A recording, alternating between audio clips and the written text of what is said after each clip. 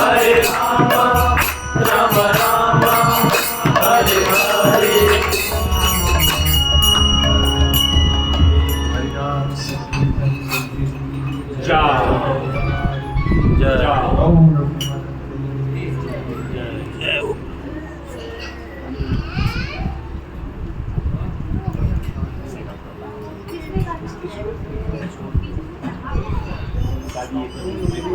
हरे कृष्णा।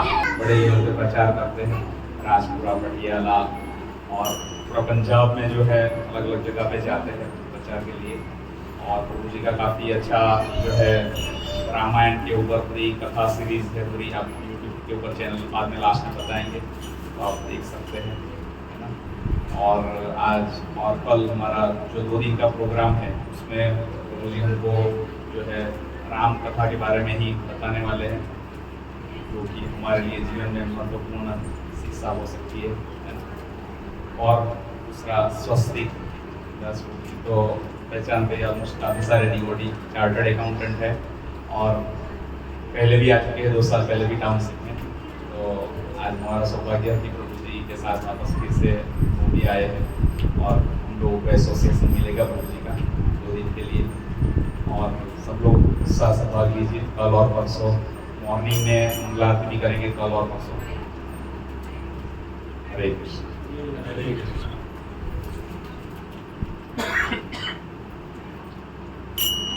आप सभी का धन्यवाद बुलाने के लिए। राम कथा सुनने।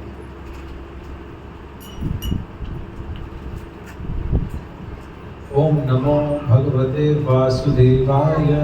ओम नमो भगवते वासुदेवाय। ओम नमो भगवते वासुदेवाय। ओम नमो भगवते वासुदेवाय। ओम नमो भगवते वासुदेवाय। ओम नमो भगवते वासुदेवाय। हम लोग चर्चा करेंगे आने वाले जितने भी दिन हैं, जितना समय, जितने सेशंस होंगे, इसमें हम लोग राम कथा, जो वाल्मीकि कृत रामायण, रामचरितमानस नहीं, और भी बहुत सारी रामायण है, लगभग 1000 वर्षों से रामायण अलग अलग पुराणों में भी वर्णन है, भागवतम में भी रामायण का वर्णन है। और इसमें कुछ चीजें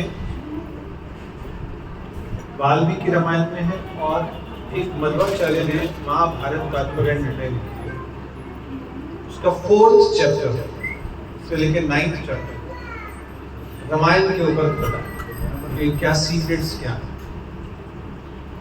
उन दोनों के उद्धरण से हम लोग राम कथा पे चर्चा करेंगे। राम कथा में भी मैं आपको बताऊंगा कि भक्ति के लेसन्स हमें क्या मिले। प्रयास करूंगा कि आप लोगों को मैं अयोध्या कांड बालकांड करवा दूं। विल ट्राई कि हम लोग बालकांड कर लें। somehow it's a very big कांड। तो रामायण में 6+1 7 कांड है, ऐसे कहा जाता है। 7 कांड नहीं बन जाते, 6+1 उत्तरकांड को अलग कहा जाता है। 6 कांड पे कुछ आचार्य कहते हैं कि 6 कांड तक रामायण है, उसके बाद अब ये चर्चा नहीं करूंगा। तो पहला कांड जो है उसका नाम है बालकांड, और दूसरा अयोध्या, तीसरा अरण्यकांड, चौथा किष्किंधा, 5वां सुंदर, 6वां अरे आप लोगों को तो रामायण आती है। Very nice. ये को तो कांड के नाम भी याद नहीं होते। और 7वां है उत्तर। वाल्मीकि रामायण में कितने श्लोक हैं? भगवद गीता में कितने श्लोक? नहीं, भगवद गीता 7 भागवतम 18,000 रामायण 24,000। किसने बताया? 24,000। हमारी जो धरती है यहाँ पर जितने श्लोक है वो 24,000 है रामायण में। जो शिव जी हैं उनके पास रामायण के 100 करोड़ श्लोक।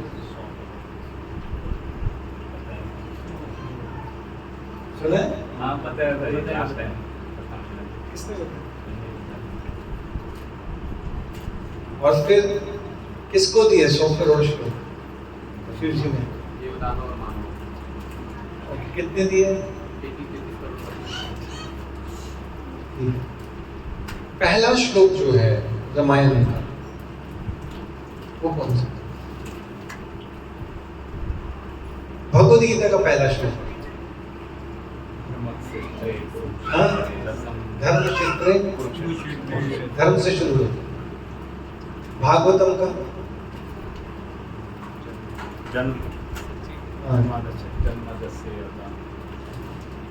रामायण का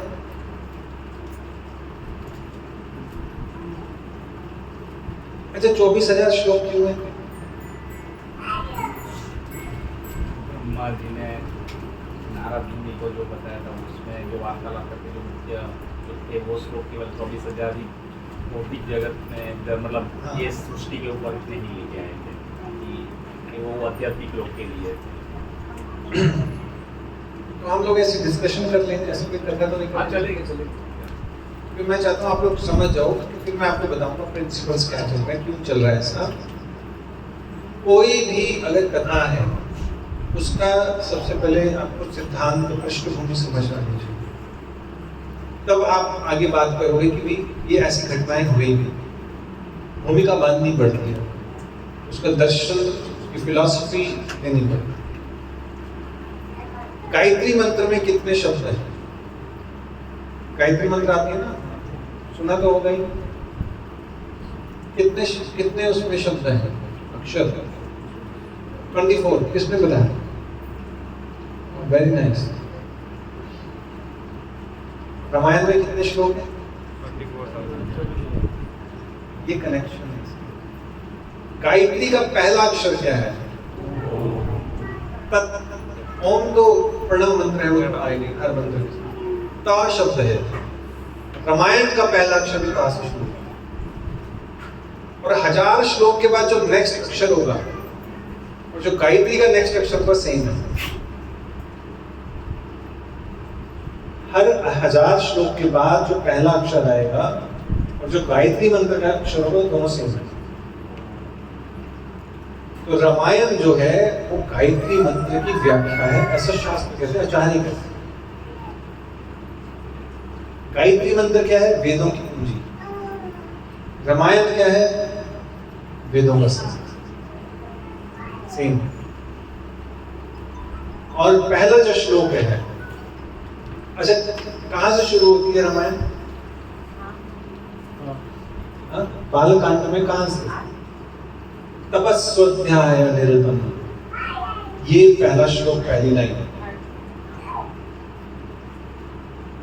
तपस्वी वाग्विदाम वरम नारद परिप्रक्ष वाल्मीकि मुनिपुंगव। इसमें जो तपस्वी है, स्वाध्याय जिन्होंने किया हुआ है,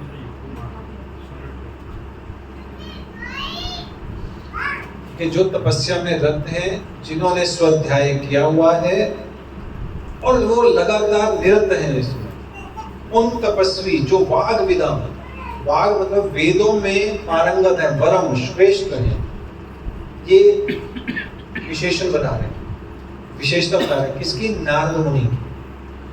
उनसे नारदम, नारद का अर्थ क्या होगा? नारद का अर्थ क्या होगा? जो हाँ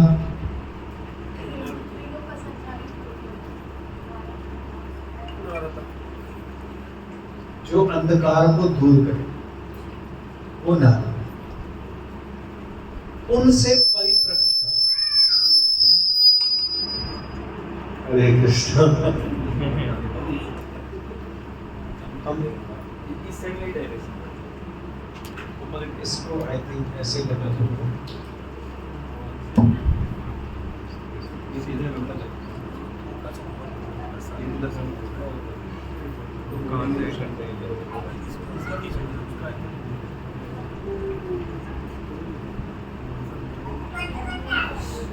परिप्रच्छ परिप्रच्छ होता है सेवा पूर्वक पूछना। जैसे भगवद गीता में भी आता है परिप्रश्नेन सेवया। सुना है आपने गीता में? अर्जुन ने भगवान से पूछा परिप्रश्नेन, सेवा भाव से। उसी तरह वाल्मीकि ने परिप्रच्छ, सेवा भाव से नारद मुनि से पूछा। यानी जिनसे पूछा जाए उसकी विशेषता पता होनी चाहिए, उसके गुण पता होने चाहिए और उसमें ये गुण होने चाहिए जिससे आप प्रश्न करें। वो तपस्वी होना चाहिए, वेदों का ज्ञाता होना चाहिए और उसके स्वाध्याय भी किया हो। अभी स्वाध्याय क्या होता है पता है? हाँ? पढ़ा हो क्या? सिर्फ श्रवण नहीं किया हो, उसका मनन भी किया हो। स्वाध्याय होता है मनन करना, स्वाध्याय खुद पढ़े। और किसने पूछे? मुनियों में श्रेष्ठ। मुनि मतलब होता है फिलोसफर। मुनि कौन बाबा? जो मुनियों में श्रेष्ठ है वो पूछ रहे हैं नारद मुनि से। क्या पूछ रहे हैं? हम क्या पूछेंगे अगर किसी से प्रश्न पूछते हो? चैट जीपीटी से क्या पूछते हो आप? आजकल तो चैट जीपीटी है। क्या प्रश्न पूछते हैं? एआई क्या पूछते हैं आजकल? कैसे कैसे प्रश्न पूछते हैं?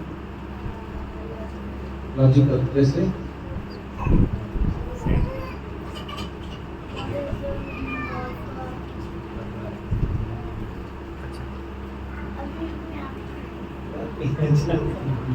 माता जी इसमें से आप यूज करते हैं चैट जीपीटी? किसी को पता है, सुना है? तो प्रश्न पूछा है आपने, क्या पूछ रहे हैं?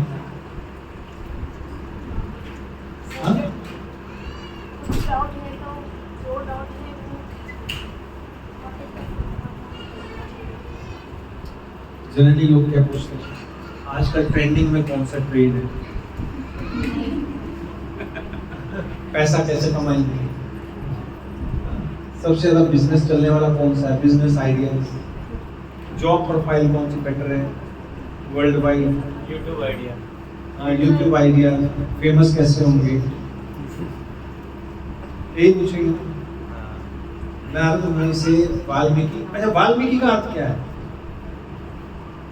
वाल्मीकि का अर्थ पता है किसी को?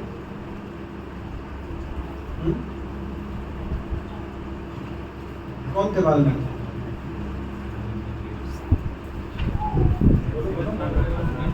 उन्होंने रामायण लिखी भगवान के आने से पहले ही गाथा।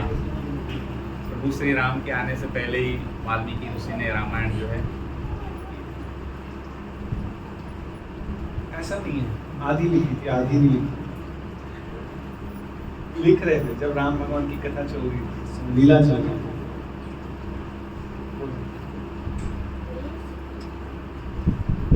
वाल्मीकि पता क्या होता है? वाल्मीकि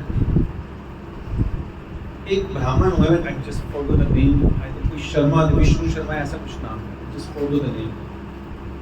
उन्होंने भगवान की बहुत ज्यादा तपस्या की और उनके जो पूरा शरीर था उसको दीमक खा गया, जिसको वाल्मीकि कहते हैं। तो वो पहाड़ बन गया वाल्मीकि का। और बाद में जब ब्रह्मा जी आए, उनको आशीर्वाद दिया, तो उनका नाम पड़ गया वाल्मीकि। ठीक है? जो लोग कहते हैं कि वो एक पहले डाकू थे, ऐसा नहीं।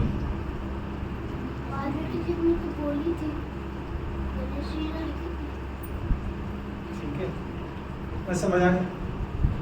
अब ये मुनियों में भी श्रेष्ठ है, पूछने वाला भी श्रेष्ठ है, तपस्वी है, और बताने वाला भी श्रेष्ठ है। लेकिन अब पूछ क्या रहे हैं? तो महान लोगों में चर्चा क्या होती है? ये कह रहे हैं कि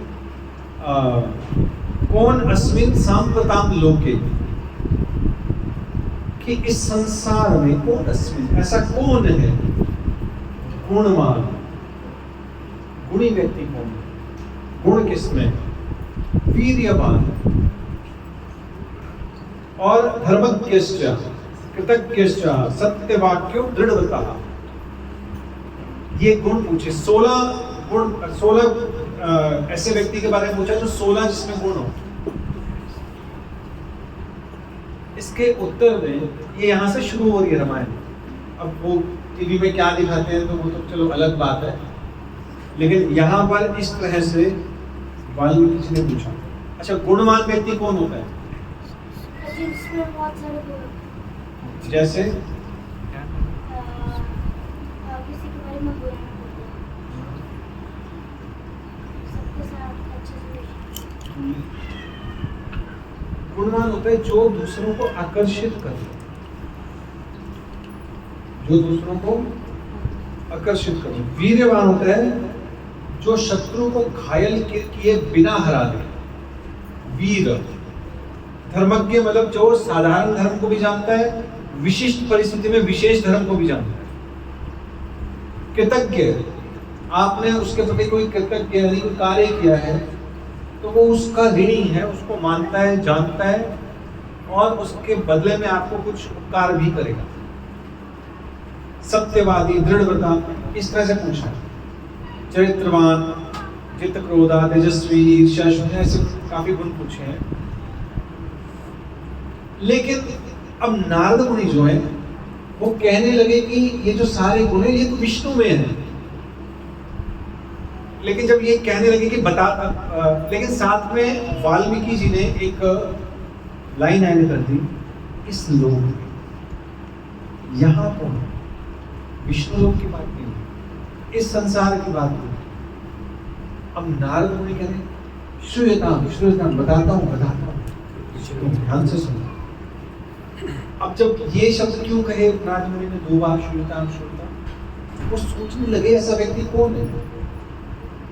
और कुछ आचार्य कहते हैं कि वो भगवान राम के जो गुण हैं उनका आस्वादन करने लगे, इसलिए कहते बताता हूँ।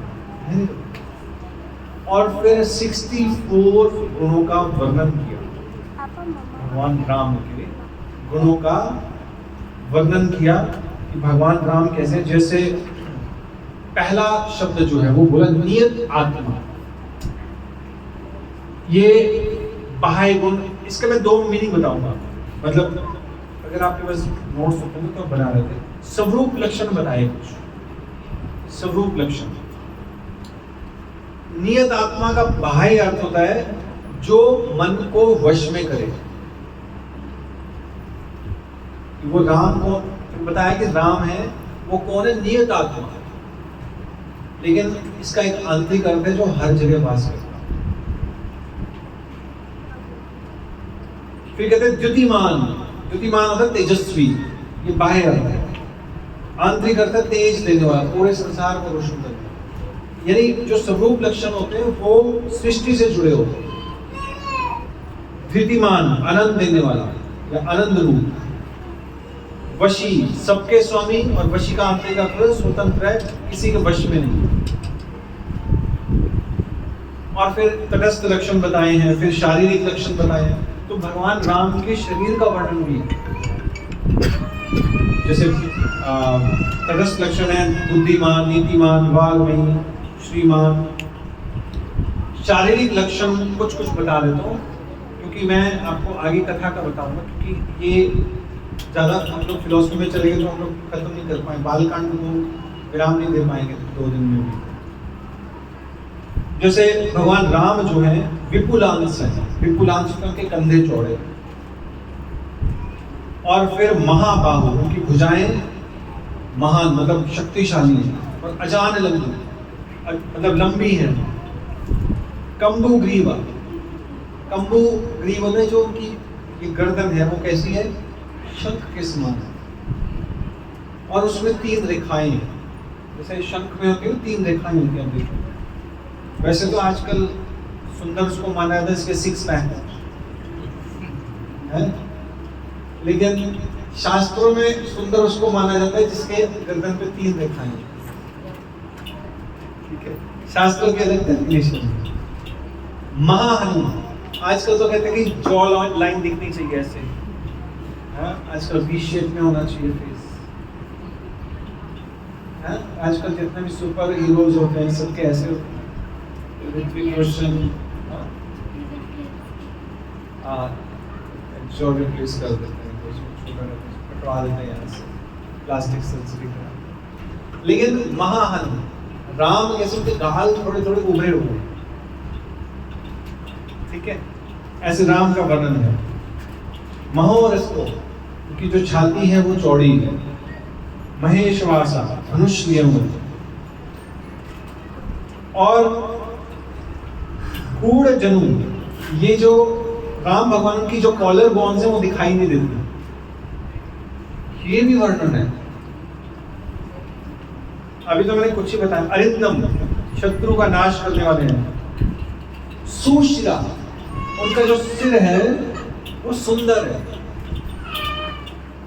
मतलब जैसे कईयों के जो सिर होता है ना, ऐसे कई अजीब सी शेप होती है। जैसे कई बार छोटे बच्चों को सही से सिलाने में पीछे से फ्लैट हो जाता है सिर, अजीब सा दिखाई देता है। लेकिन भगवान राम का जो सिर है बिल्कुल बहुत सुंदर है, ना ज्यादा चौड़ा है ना ज्यादा लंबा है, बिल्कुल शेप में। सुललाट है, उनका जो मस्तक है, ललाट बहुत सुंदर है। सुविक्रमा, वीर है। समा, यानी ना तो वो ज्यादा लंबे ना ज्यादा छोटे, समान है। और स्निग्ध वर्ण, उनकी जो बॉडी की जो स्किन है स्निग्ध यानी चमकीली है, ऐसे खुश्क नहीं है। आजकल तो लोग स्पेशल वो क्या करते हैं, उसे पार्लर जाते हैं, क्या बोलते हैं, ब्यूटी पार्लर, वैक्सिंग कराते हैं और बहुत सारे लोशंस लगाते हैं। पता नहीं 1000 तरह के वो स्क्रीन लोशन है, ये उसका लोशन है, ये रात का है, सुबह का है। राम भगवान को जरूरत नहीं है। स्निग्ध वर्ण, के जो वर्ण है स्निग्ध, चमक है उसमें। विशाल आंखों, उनकी आंखें विशाल है। तो इस तरह से और भी बहुत सारे वर्णन हैं।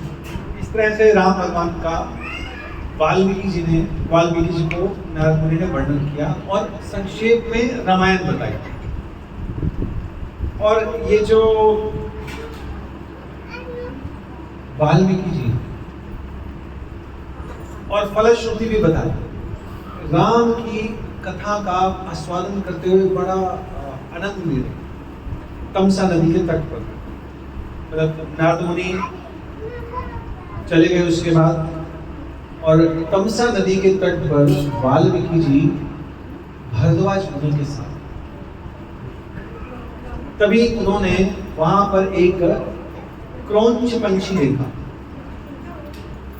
क्रौंच पंछी एक तरह से मतलब बगुले की तरह होता है, टेढ़ा चलता है, एक पैर इधर रखेगा दूसरा उधर रखेगा, जाएगा सीधा पर चढ़ेगा टेढ़ा चलता है, उसकी चाल टेढ़ी हुई, क्रौंच पंछी।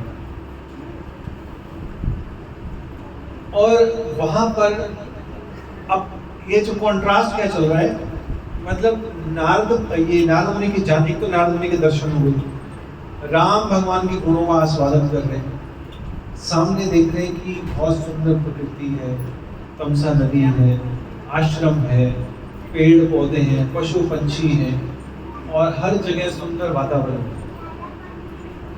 तभी बहुत जोर से सामने वो देख रहे हैं कि चिल्लाने की, रोने की, क्रंदन करने की आवाज है और वहां पर खून ही खून, रक्त फैल गया।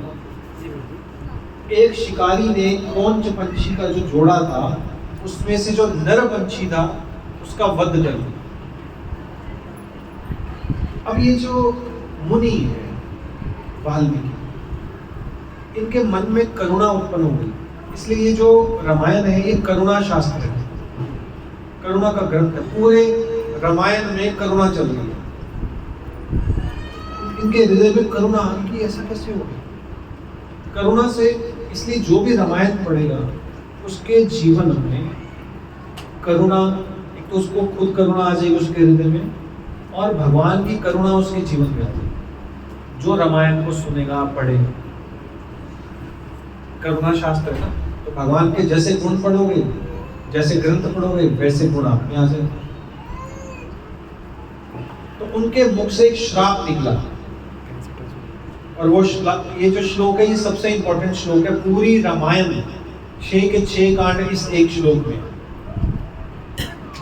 इस एक श्लोक में पूरी रामायण। मां निषादा, प्रतिष्ठाम त्वम अगम शाश्वती समः यत् क्रौंच मिथुनादि एकम वधि काम मोहितम। ये अनुष्टुप छंद में, यानी जिसमें 32 मात्राएं होती है श्लोक में, जैसे गीता के ज्यादातर श्लोक जो है अनुष्टुप छंद में, उसमें वाल्मीकि जी के मुख से श्राप निकला। फिर सोचने लगे कि मैंने श्राप क्यों दे दिया, ये देना नहीं चाहिए था, क्रोध नहीं करना चाहिए था। शिकारी का काम है शिकार करना, पंछी का वो शिकार करेगा। अब इस श्लोक का अर्थ क्या है वो बता। तो कह रहे मां निषादा, हे निषाद यानी हे शिकारी, तुम्हारी प्रतिष्ठा शाश्वत काल तक, यानी कि तुम्हारे ये जो तुमने कार्य कृत्य किया है, तुम्हें जब तक ये संसार रहेगा तब तक लोग याद रखेंगे कि तुमने एक पंछी का वध किया। यत क्रौंच मिथुनादि एकम वधि, कि एक का वध किया, एक को रोता हुआ छोड़ दिया तुमने, तुम्हें संसार याद रखेगा। ये इसका साधारण अर्थ है कि वो प्रेम में लिप्त थे, काम मोहितम, और तुमने वध कर दिया उनका। कितना घृणित कार्य किया। अब इसका आंतरिक अर्थ बताता हूं। मां मतलब होता है लक्ष्मी, निषाद का अर्थ है नारायण, यानी लक्ष्मी के पति मां निषाद, कि उनकी प्रतिष्ठा,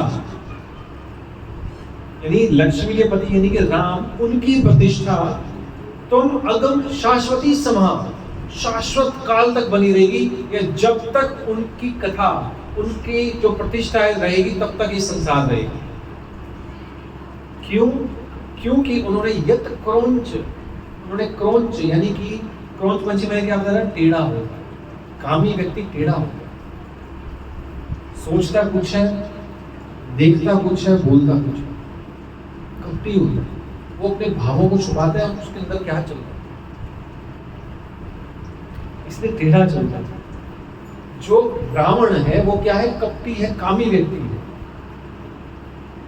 क्योंकि अगर आप उसमें जाएंगे हम लोग, ये जो किष्किंधा कांड से पहले कौन सा है, अरण्य कांड, तो रावण जो है बाहर से तो दिखा रहे कि मैं अपनी बहन का बदला लेना चाहता हूं, उसकी नाक काट दी राम ने, लेकिन अंदर से क्या है कि वो सीता को भोगना चाहता है, कपटी है, बहाना कुछ और है।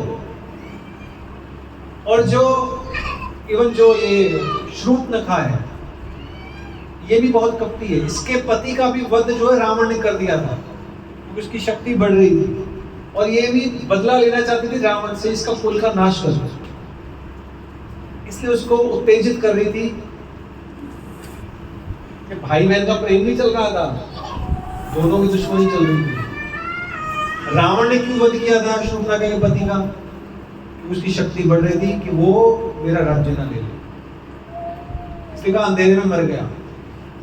अब 10 से 20 आंखें दिखाई नहीं दिया रात को, वो भी राक्षस को दिखाई नहीं दिया। तो टेढ़े चलते हैं, कपटी व्यक्ति टेढ़ा चलता है। ये जो क्रौंच पंछी है ये टेढ़ा चलता है। इसमें से किसका वध किया भगवान ने? रावण का। मंदोदरी करहा रही है, रो रही है, क्रंदन कर रही है, इसलिए कह रहे हैं काम मोहितम, कि रावण जो था मंदोदरी के साथ खुश था, लेकिन दोनों प्रेम में लिप्त थे।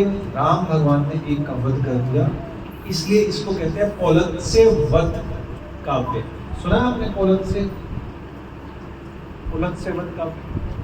पौलत्स्य ऋषि हुए हैं, उनका पोता हुआ है ये रावण, ठीक है। विशर्वा ऋषि, पौलत्स्य से विशर्वा, विशर्वा से फिर रावण। अब ये जो वाल्मीकि जी हैं पश्चाताप करने लगे कि अरे यार मैंने क्या कर दिया, मुझे श्राप नहीं देना चाहिए। तभी वहां उनके आश्रम में ब्रह्मा जी पधारे वध से ऊपर। वध किसका किया? क्रौंच का। आया कौन? हंस। जब आप करुणा करते हो, करुणा से श्राप भी देते हो, तब आपके हृदय में ज्ञान प्रकट होता है। हंस ज्ञान का प्रतीक। ओके, तो फिर ब्रह्मा जी ने कहा कि ये जो तुमने बोला है ये असल में राम कथा है, मेरी ही प्रेरणा से ये श्राप तुम्हारे हृदय से निकला।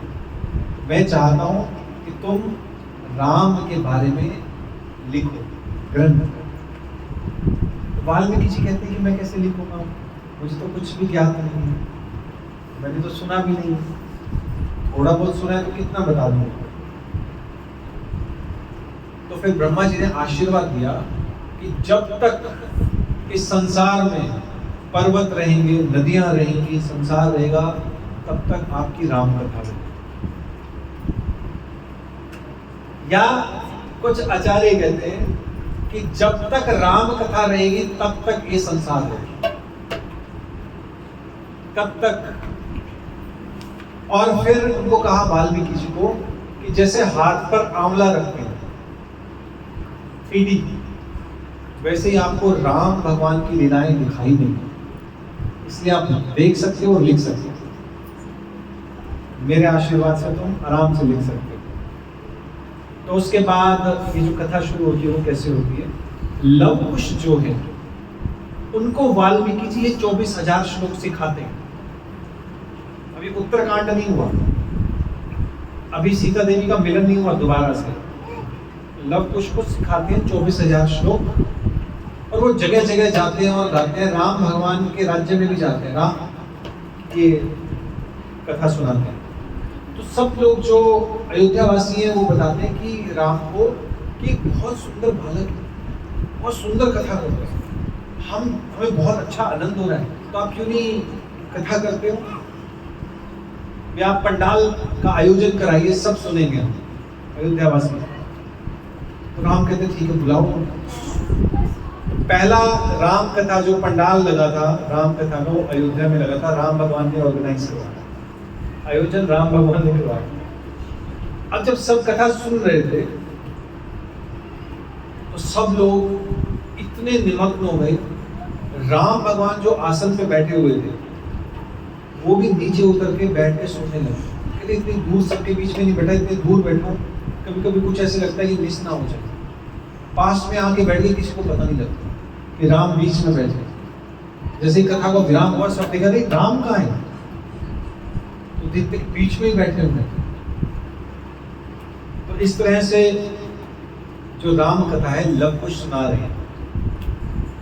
कहते हैं कि कौशल देश है ये, कौशल्या देश, जिसकी राजधानी है अयोध्या, जो 12/3 योजन जगह में बसा हुआ है, यानी रेक्टेंगल में है। 12 योजन हो गया लगभग 156 किलोमीटर और 39 किलोमीटर। ये कौशल देश है, अयोध्या की राजधानी इस तरह से बसा हुआ है। और उसका यश वैभव कैसा है, अमरावती के समान है। और अयोध्या नाम क्यों है इसका, अयोध्या का अयोध्या नाम क्यों है, जैसे कोई युद्ध में जीत युद्ध ना कर, और उसमें तेजस्वी दशरथ जो है जो अष्टपदी के समान है, यानी 8 दिशाओं में लड़ सकते हैं एक ही बार। मतलब जैसे महाभारत में पढ़ते हैं महारथी होता है, जैसे भीष्म पितामह महारथी है, वैसे दशरथ महाराज महारथी है। और चंदन सोने के मणियों के महल हैं। और इस कथा को कौन सुन सकता है, जो ईर्ष्या से रहित है। और उसमें लव कुश बता रहे कि 7 स्टोरी बिल्डिंग्स थी अयोध्या में, सिंगल स्टोरी नहीं थी, कितनी 7 स्टोरीज। और जैसे डाइस होती है, जैसे शतरंज की मोहरे होते हैं, वैसे पूरी जैसे आपका ये टाउन बसा हुआ है, व्यवस्थित है ना, सुव्यवस्थित है, वैसे अयोध्या नगरी सुव्यवस्थित थी। पानी का प्रबंध, बिजली का प्रबंध, पेड़ों का, फूलों का, फलों का, सब्जियों का, मंडी, एवरीथिंग सुव्यवस्थित, नीट एंड क्लीन। रोज जो अयोध्या नगरी है उस पर सुगंधित पानी का छिड़काव किया जाता है डेली। और अयोध्या वासी अपने घरों को लॉक नहीं लगाते थे, ताले होते ही नहीं थे।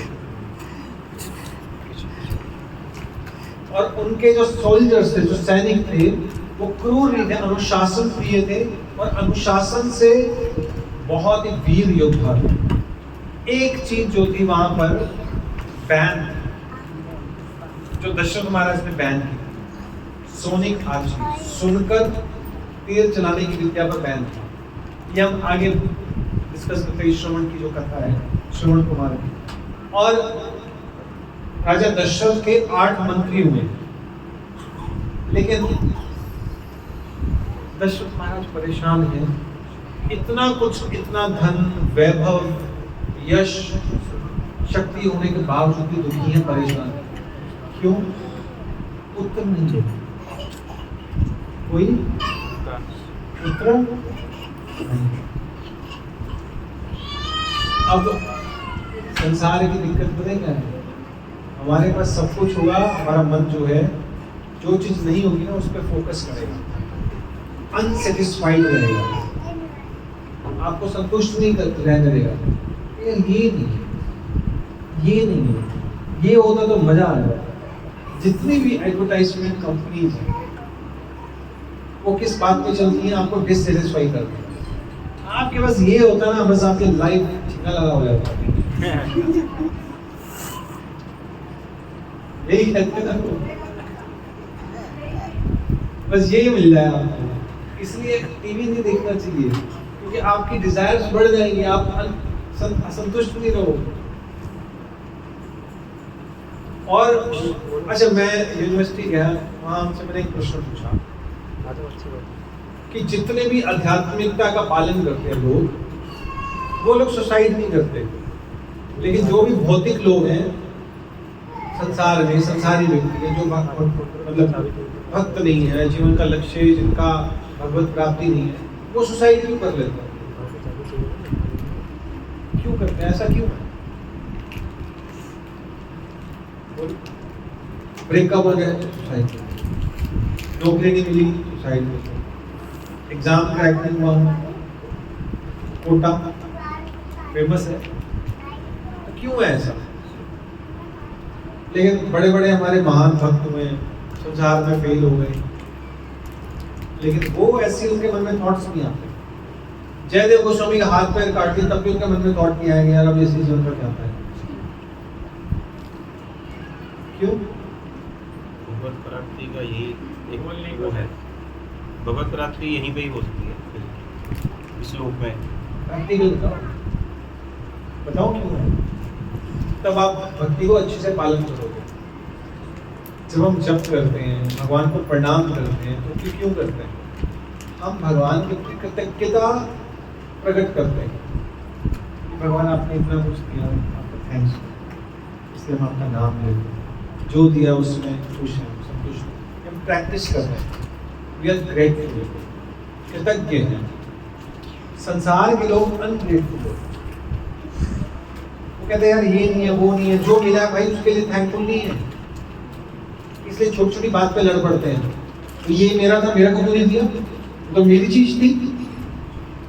मतलब गाड़ी में आपने थोड़ी सी जगह से ले ली या साइड ले ली और उसको बस उसी पे गुस्सा आ जाएगा भाई। 2 सेकंड, 5 सेकंड, 10 सेकंड क्यों कृतज्ञ नहीं है? भक्त क्या होते हैं? कृतज्ञ होता है। प्रैक्टिस क्या कर रहे हैं? जब करके कृतज्ञ, इसलिए हम संतुष्ट हैं। भक्त इसलिए संतुष्ट रहता है वो इस चीज की प्रैक्टिस करता है। भगवान आपने मुझे छत दी है, थैंक यू भगवान। आज प्रसाद बहुत अच्छा है, कल की तरह नमक ज्यादा नहीं था, बराबर था, थैंक यू। अरे ऐसे थैंक यू कहना चाहिए, मैं बता रहा हूँ आपको। ऐसे जनरल थैंक यू नहीं होना चाहिए, भगवान आपने छत दी, थैंक यू, भगवान आपने प्रसाद दिया, मेरा पालन कर रहे हो। इसमें क्या है? भावना नहीं है, जनरल है ये। तो स्पेशल क्या है? भगवान आज अचिंत्य प्रभु आए थे, उन्होंने ये बात बड़ी अच्छी बताई, थैंक यू, आपने अरेंज करवाया। प्रभु जी को थैंक यू कहना है, प्रभु जी ने अरेंज कराया। स्पेसिफिक होना चाहिए ना। जैसे पति है, पत्नी के लिए किसी विशेष उत्सव पे गिफ्ट लिया है, पत्नी है ना एक्नॉलेज करती है ना, अच्छा आप ले लेना है उसको, हाँ ये तो बड़ा अच्छा सरप्राइज दिया, थैंक यू। अब वैसे तो रोज ही फूड खाना वगैरह तो रोज राशन ला ही रहे हैं, उसके लिए थैंक यू कहाँ आता है, वो जनरल चीज हो गई, स्पेशल। तो जिस दिन आपने ये चीज प्रैक्टिस करनी शुरू कर दी, भगवान को थैंक यू कहने की प्रैक्टिस शुरू कर दी, उस दिन आपकी भक्ति बढ़नी शुरू हो गई। जिस दिन आपने अपने हस्बैंड को, husband and wife thank you कहना शुरू कर दिया, आज प्रसाद बहुत अच्छा, थैंक यू, अरे आज तो प्लेट यही बना के लाई, वाह। अगर मान लो वाइफ ने कह दिया कि आज ये वहीं पे आ जाओ, वहीं ले लो, अच्छा थैंक यू, आप मेरी सेहत का कितना ध्यान रखते हो, मुझे 4 कदम तो चलने पड़ेंगे आज भी, थैंक यू। जो नहीं है, तुम्हारी ड्यूटी है यहाँ आके दो, सारा दिन हम काम करते हैं और यहाँ पे तुम मुझे खाना नहीं देती हो, ये नहीं बोलना है। क्या बोल रहे हैं? अरे तुम इतना ध्यान रखती हो, टेक इट पॉजिटिवली। अब पॉजिटिव कैसे होगा? ऐसे तो होगा। अरे मैं बता रहा हूँ, ये प्रैक्टिस करनी है। मैं भी गृहस्थ आश्रम में हूँ, हम तो ऐसे प्रैक्टिस करते हैं, हम नेगेटिव को पॉजिटिव बना लेते। कैसे? ग्रेटफुल।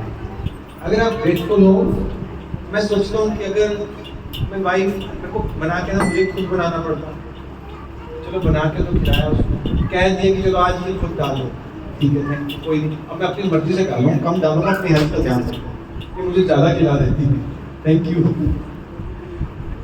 तो थैंक यू कहना आना चाहिए। थैंक यू के भी लेवल्स हैं। एक होता है हमने बस कह दिया हाँ थैंक यू, ठीक है।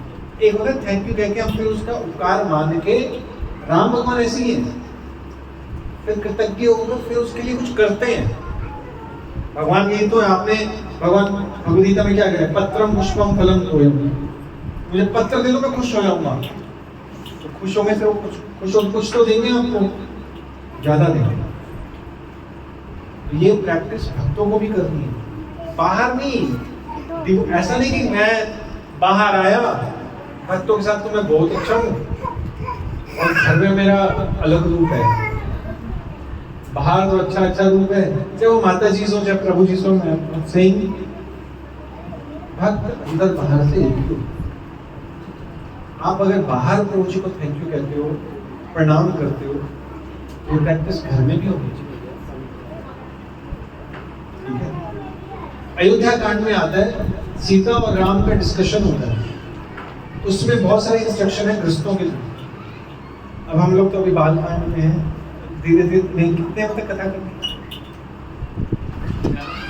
आगे है ये घड़ी, 8:35 8:50 तक रखिए, फिर क्वेश्चन आंसर। 15 मिनट है हमारे पास। ओके, मैं जल्दी से आगे बढ़ता हूँ, तो बहुत सारी चीजें हो जाएंगी। ओके, क्योंकि ये मैंने इंट्रोडक्शन आपको दे दी ना, अब हम थोड़ा सा कथा को फास्ट कर देते हैं, फास्ट फॉरवर्ड करते हैं। ओके, तो मैं कुछ चीजें बाईपास कर रहा हूँ। अब ये जो दशरथ महाराज हैं, इन्होंने मंत्रियों से परामर्श किया और कहा कि क्या करें। सबने कहा कि यज्ञ करते हैं। उनके जो गुरु हैं वशिष्ठ मुनि, वो भी कहते हैं यज्ञ कर लो, ठीक है। और फिर उनके मंत्री भी कहते हैं, जो सुमंत्र जी हैं, कहते हैं कि मैंने सनत कुमार से भी यही सुना है कि आपके पुत्र होंगे, आप यज्ञ करिए, इसमें हमें सफलता मिलेगी। ओके, ऋषि श्री को बुलाया गया, उन्होंने आके यज्ञ किया। मैं ये सारी कथाएं बाईपास कर, 1 वर्ष तक यज्ञ चला, ठीक है। यज्ञ हुआ, पुत्रेष्टि यज्ञ हुआ और बहुत सारी चीजें हुई, अश्वमेध यज्ञ, पुत्रेष्टि यज्ञ इकट्ठे हुआ। उसके बाद वहां से एक देव पुष्प प्रकट हुआ यज्ञ से, और उसके हाथ में एक खीर का पात्र था, चांदी का, सोने से ढका हुआ, पायसम लिखा हुआ, यानी खीर। अब उसको पाकर दशरथ महाराज ऐसे प्रसन्न हुए जैसे निर्धन व्यक्ति धन को पाकर खुश होता है। और फिर दशरथ महाराज की 3 पत्नियां, 3 पटरानियां हैं। टोटल दशरथ महाराज की कितनी रानियां? 355। हाँ, 3 मुख्य हैं, भार्या कह लो आप, 3 भार्या, पत्नी जो पतन से बचाएगा। ध्यान रखना है, पति को गिरने नहीं देना। एक्चुअली जो लाइफ पार्टनर है वो आपकी डार्क साइड का मिरर होता है। भक्ति में देखो, लोगों के सामने तो हम अच्छा अपने आप को दिखाते हैं, लेकिन जिसके साथ दिन रात रहते हैं ना, उसको हमारी कमियां पता होती हैं। अगर भगवान के धाम जाना है, भगवान के प्रिय होना है, भगवान 16 चैप्टर में दिव्य गुणों का वर्णन करते हैं। 16 चैप्टर पहला श्लोक, पहला दूसरा तीसरा, 26 क्वालिटीज का वर्णन करते हैं, दैवी गुणों का। अगर आप चाहते हो कि आपके अंदर वो दैवी गुण आ जाए, पहले आपके आसुरी गुण भी तो पता होने चाहिए। उसको अगर कोई प्रकट कर सकता है, आपकी उस डार्क साइड को जो आपके साथ रहता है, वही दिखा सकता है। पहले तो हम गुरुकुल में रहते थे, गुरुकुल में शिक्षा लेते थे, गुरु बताता था कि भाई तुम यहाँ काम करो, इस पे काम करो, तो कोई रहता था। अगर कोई भक्त है आपका लाइफ पार्टनर, तो आप बहुत बहुत भाग्यशाली हो, क्योंकि भक्त बिना द्वेष के, अपनी इंद्रियों का संयम रख के आपको आपकी डार्क साइड बता सकता है कि आप में ये प्रॉब्लम है। आप कई बार एंजाइटी में आ जाते हो, पैनिक हो जाते हो, गुस्सा कर जाते हो, या आप में लालच है। डार्क साइड कौन बताएगा? बाहर तो अच्छे अच्छे हैं, अरे प्रभु जी दंडवत प्रणाम, स्माइलिंग फेस है सबके सामने, 2-4 श्लोक रटे हुए हैं, वो बोल देंगे, सुना देंगे, वाह बहुत कुछ आता है, बहुत कुछ गाते हैं। इसलिए लाइफ पार्टनर पत्नी क्या है? जो पतन से बचे। श्रील प्रभुपाद लिखते हैं कि जो गृहस्थ आश्रम है वो किले के समान है।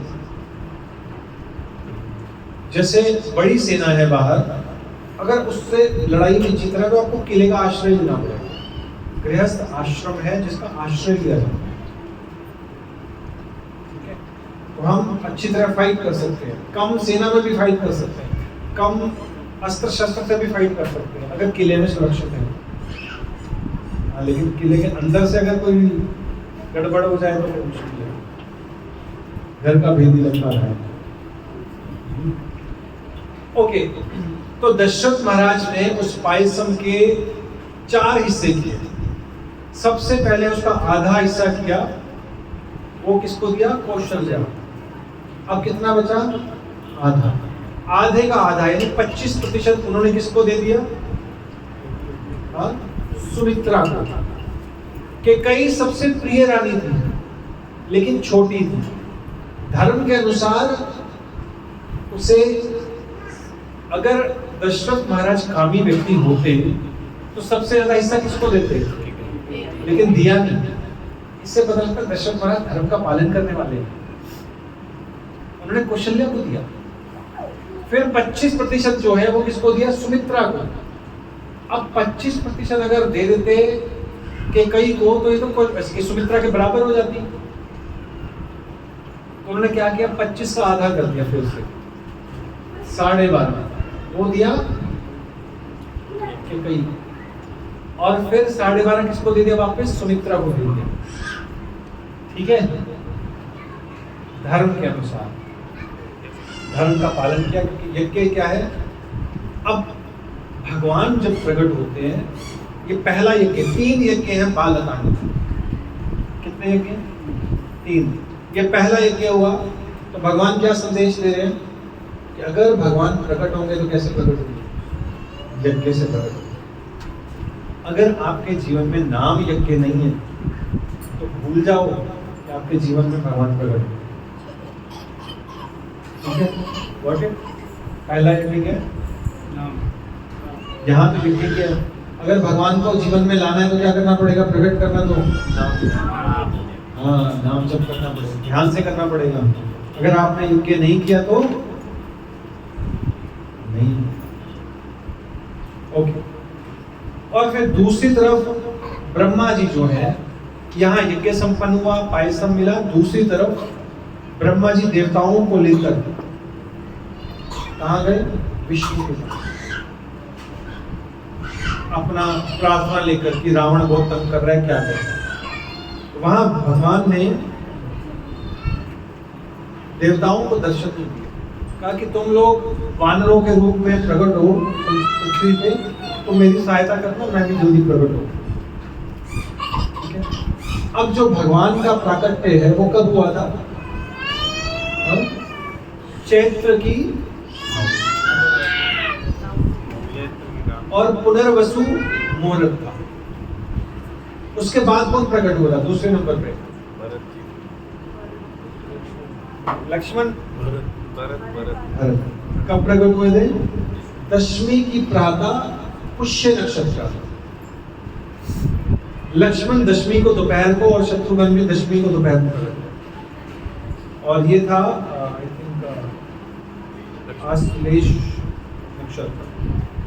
एंड तो जन्मोत्सव मनाया गया, दान वगैरह दिया गया। 12वें दिन वशिष्ठ मुनि ने उनका नामकरण किया। अब ये जो जब राम भगवान प्रकट हुए तो जितने भी नक्षत्र थे सब सीधे हो गए। जितने भी नक्षत्र थे वो क्या हो गए? सब सीधे हो गए। इसी तरह जिसके भी जीवन में राम आ जाए उसके जितने भी ग्रह हैं वो अनुग्रह बन जाएंगे, सीधे हो जाएंगे। इसलिए भक्तों को कभी भी ज्योतिष के अनुसार किसी भी तरह का उपाय नहीं करना चाहिए, क्योंकि इससे आपकी श्रद्धा कम हो जाएगी राम में, कृष्ण में। क्या आप तो देवी देवताओं के आश्रय ले फिर भवन में भी जाओ, मुझ पर तो आश्रित नहीं हो। तुम्हें तो और भी कुछ देखने वाले हैं, फिर ठीक है जाओ। जैसे एक बार हनुमान जी जो हैं उन पर भी शनि की छाया आ गई। सुना है आप लोगों ने? सुना है ना? हनुमान जी ने कहा भाई मैं नहीं तुम्हें पूछने वाला, तो राम का नाम लूंगा, बस हो गया। ओके, राम का नाम राम रखा गया। क्यों? सत्य पराक्रम रमनते सर्वजना गुणा, कि रमनते ये सभी जनों को, सब लोगों को आनंद देंगे, रमन देंगे, इसलिए इनका नाम होगा राम। वशिष्ठ मुनि ने नाम। लक्ष्मण का नाम रखा लक्ष्मी वर्धना, लक्ष्मी संपन्नो बहि प्राण, कि राम का बहि प्राण होगा लक्ष्मी संपन्नो, लक्ष्मी से संपन्न हुआ। तो लक्ष्मण जी की लक्ष्मी क्या है? भक्ति। भक्ति देवी कौन है? लक्ष्मण जी कौन है? गुरु का प्रतीक। गुरु के पास लक्ष्मी यानी कि भक्ति देवी रहती, वही आपको भक्ति दे सकती। इसलिए भरत जो है वो आचार्य का रोल प्ले करेंगे, आने वाले चैप्टर्स में होगा। और फिर उसके बाद भरत भार वही, भरत जो है भार ग्रहण करेंगे राम का, इसलिए उनका नाम पड़ा भरत। शत्रुघ्न का नाम पड़ा शत्रुहंता, शत्रु का नाश करेंगे। अब जो रामायण है, वाल्मीकि रामायण, उसमें बाल लीलाओं का ज्यादा वर्णन नहीं है। ठीक है? अब ये जो चारों भाई हैं जब ये प्रकट हुए तो जो राम है वो धर्म का प्रतीक है। किसका प्रतीक है? भरत जो है वो किसका प्रतीक है? लक्ष्मण किसका प्रतीक है? मैंने अभी बताया, लक्ष्मी अर्थ का। धर्म, अर्थ और काम। शत्रुघ्न किसका है? काम का। और भरत है मोक्ष का प्रतीक। तो चार पुरुषार्थ हैं, धर्म, अर्थ, काम, मोक्ष। धर्म प्रकट हुआ राम, और उसके बाद अर्थ लक्ष्मण। दो भाई इकट्ठे प्रकट हुए, कौन कौन से थे? पता हो भाई? लक्ष्मण और शत्रुघ्न। इच्छाएं और पैसा इकट्ठा पैदा होता है। लक्ष्मी, पैसा, काम, इच्छाएं, शत्रुघ्न दोनों एक साथ। जहां पैसा होगा वहां इच्छाएं भी, जहां इच्छा होगी वहां दोनों इकट्ठे पैदा होते, एक ही कोख से जन्म। और भरत क्या है? मोक्ष। अब ये चारों भाई रो रहे थे, चुप नहीं कर रहे थे। जो सुमित्रा है, ये दोनों बेटों को लेकर कौशल्या के पास आई तो उन्होंने वैसे ही जो लक्ष्मण है उसको राम के पास ले जा दिया। तो दोनों चुप हो गए, उठाया फिर रोने लगे, लिटाया चुप। तो सुमित्रा है, उन्होंने वही भरत लक्ष्मण को दे दिया कौशल्या को कि राम के साथ ही थे। तो ये दूसरे पुत्र को चुप कराते कराते कैकेयी के पास चली गई, वहां सुनाया, वो दोनों चुप हो गए। सुमित्रा ने दोनों बच्चों को सेवा में दी, शत्रुघ्न भरत की सेवा में, लक्ष्मण। हाँ, एक और मैसेज है यहाँ, धर्म के अनुसार लक्ष्मी जो है खर्च करनी चाहिए और धर्म के अनुसार ही लक्ष्मी या पैसा कमाना चाहिए। अगर आपका धन धर्म के अनुसार है और धर्म के अनुसार खर्च हो रहा है तो आप खुश रहोगे, नहीं तो रोते रहोगे। धर्म भी रोएगा, आप भी रोगे। समझ आ गई अपनी बात? इसलिए लक्ष्मण और राम दोनों धर्म और धन इकट्ठे रहते हैं, काम और मोक्ष दोनों इकट्ठे। इच्छा किसकी करनी है? मोक्ष। जितने भी संसार में कार्य करें इस तरह से करें कि भगवान की प्राप्ति हो, तो जीवन आनंद में है। तो आपका जीवन जो है राम में है, आपके घर में रामायण है। अगर पैसा धर्म के अनुसार, इच्छाएं भगवत प्राप्ति की हैं, तब तो आपका जीवन सुखमय है, राममय है, नहीं तो नहीं। ये दूसरा संदेश है राम कथा। ओके, और इसके बाद वैसे तो बहुत सारी चीजें हैं। ये विश्वामित्र प्रकट होते हैं दशरथ महाराज के पास, इसके बारे में कल चलते हैं।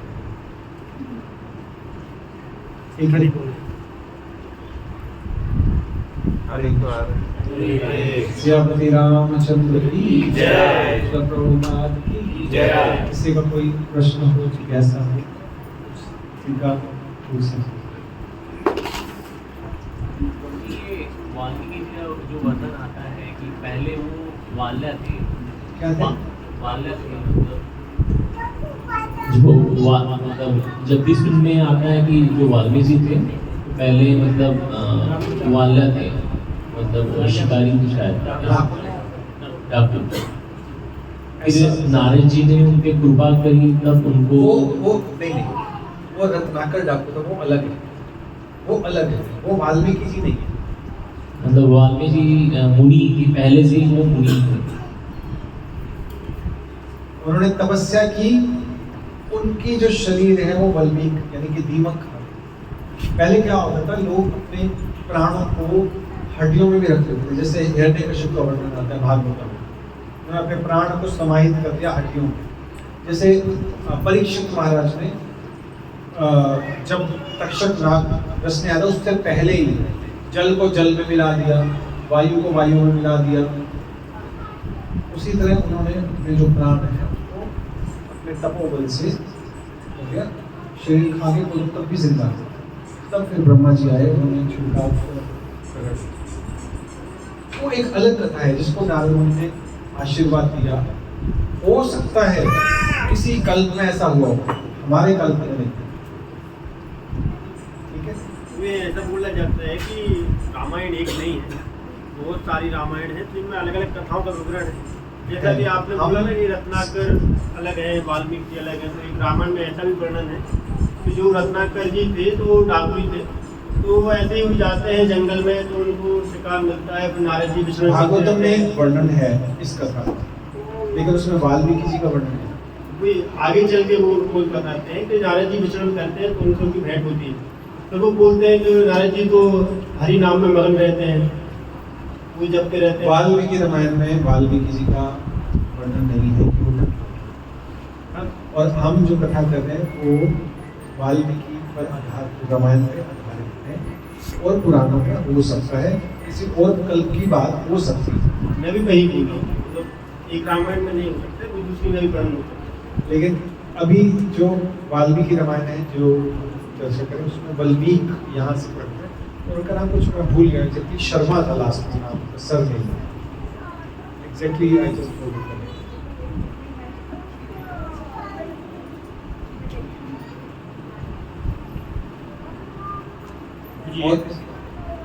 ये नाम पे एक बोला है कि नाम से ही सब भगवान प्राप्त हो जाते हैं। नाम से ही सब कुछ होता है, सिर्फ नाम से। यही प्रश्न चैतन्य चरितामृत में गोपाल चापाल ने हरिदास ठाकुर से भी पूछा था कि हम इतने ज्ञानी हैं, योगी हैं, इतने बड़े बड़े सिद्ध महात्मा हैं, और तुम कहते हो कि नाम से सब कुछ हो जाएगा। तो हरिदास ठाकुर ने कहा हो जाएगा, लेकिन वो निरपराध नाम से। निरपराध मतलब जैसे होता है ना कंडीशंस अप्लाई, कंडीशंस है ना कुछ, तो हमें अपने आप को शुद्ध करना पड़ेगा, उस स्तर तक लाने के लिए शुद्ध नाम ले सके। अभी हम लोग को शुद्ध नाम लेने का प्रयास कर रहे हैं, ठीक है। जैसे मैं आपको बोलूं कि आप कहोगे मैं स्विमिंग करके नदी पार कर जाऊंगा, मैं कर जाओगे, लेकिन स्विमिंग करोगे तभी ना। फिर कहोगे मैं तो हाथ पैर चला रहा हूँ, लेकिन नीचे से मैंने पकड़ा हुआ है, अभी पकड़ा हुआ, छोड़ो तो नीचे डूब जाओगे। अभी स्विमिंग आती नहीं है, अभी सीख रहे हैं। ऐसे अभी शुद्ध नाम आता नहीं है, अभी सीख रहे हैं, ठीक है। जैसे एक बच्चे को साइकिल सिखाते हैं, बच्चा के पापा मैं साइकिल से स्कूल जा सकता हूँ, यहाँ से 2 किलोमीटर दूर है, जा सकता हूँ। तो पापा फिर तो मैं चलाने लग गया हूँ, देखो मैं पैडल मार रहा हूँ, पीछे से पापा ने पकड़ा हुआ साइकिल, छोड़ देंगे तो गिर जाएगा, बैलेंस नहीं बना सकते। ऐसे अभी हम लोग गुरु के आश्रित होकर चल रहे हैं। जिस दिन चलाने आ गया, नाम शुद्ध नाम लेने आ गया, श्रील प्रभुपाद ने कहा कि हर किसी को अपना प्लेन खुद उड़ाना है। अभी तो गुरु के आश्रित होकर प्लेन उड़ा रहे हैं। गुरु कह रहा है 16 माला जप करना है, हाँ जी कर रहे हैं। अच्छा, जैसे पायलट को कहता है जब प्लेन चलता है, अच्छा ये बटन दबाओ, इंजन स्टार्ट हो गया, अच्छा ठीक है, बाकी ये चीज चेक कर लो, ये चेक कर लो, ठीक है। अभी हम वही कर रहे हैं, चला नहीं रहे, अभी हम लोग नीचे ही खड़े हुए हैं, प्लेन नहीं चल रहा अभी हमारा, अभी उड़ान नहीं बनी है, ठीक है। क्योंकि अभी भक्ति हमारी स्वाभाविक नहीं हुई, फॉर्मेलिटी है, औपचारिकता है। 16 माला जप करना है, औपचारिकता है। भगवान को भोग लगाना है, औपचारिकता है। प्रभु जी आए हैं, कथा सुननी है, भागवत गीता पढ़नी है, औपचारिकता। मन कहाँ कर रहा है, ठीक है। जिस दिन रुचि आ गई, क्या बोलते हैं उसको, छटपटाहट हो गई भगवान को मिलने में, उस दिन नाम लगेगा कि बस यही उतारे। शास्त्रों में बहुत वर्णन है नाम के नहीं, और कलयुग में नाम के अलावा कोई सहारा है नहीं, ठीक है। हरे नाम हरे नाम हरे नाम, शुद्ध नाम लेकर, ओके।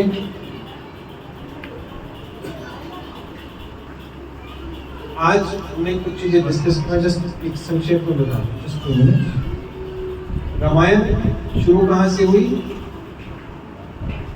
हाँ किसके बीच में डिस्कशन हुई थी,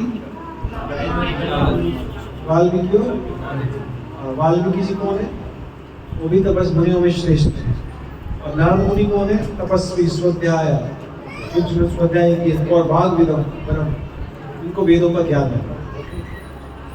यानी अगर प्रश्न पूछना है, परिप्रश्न किससे पूछना है, जो वेदों का ज्ञाता हो, उसने स्वाध्याय किया हो, तपस्या की हो, जिसका निष्कपट जीवन, निष्पाप जीवन, ओके।